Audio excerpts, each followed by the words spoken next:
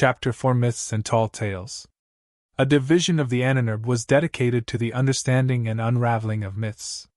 Scholars were recruited, some with false premises, some false assurances, all of them to search for the remotest indication of weapons of power and magical arts. The Scandinavian countries were rich with myths that ranged from the very creation of the cosmos, gods such as Thor and Loki, the first war, to the Kraken elves, dwarves and trolls, and the magic that came with them. The logical thought would be that out of these myths there must be some truth. Similarly, Greek history was rich with myths and fantastic beasts, Arachne, centaurs, Cerberus and Chimera, all with incredible powers. With the Scandinavian countries invaded and under Nazi rule and the Mediterranean regions falling in line, teams were sent to investigate.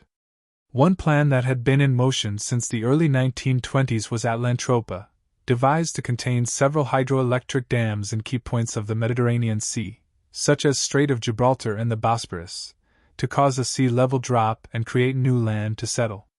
The South Mediterranean was home to the obvious candidates of the North African countries, all rich in history, none more than Egypt. A team had been searching for the lost Ark of the Covenant for more than 10 years. There were even rumors they were getting close.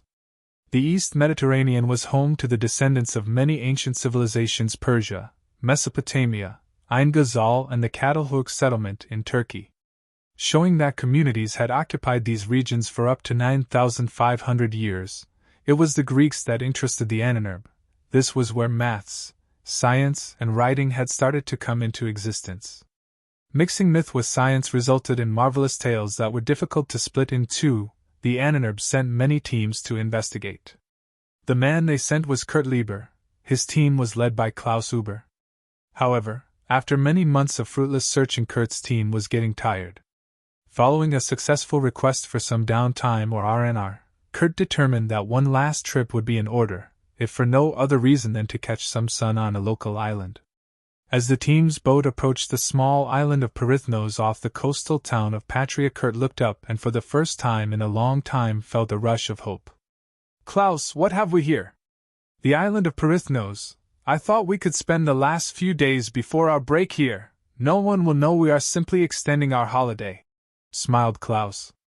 "Ah, what a fantastic idea. We could be here for days looking at," replied Kurt, making speech marks in the air to punctuate the could.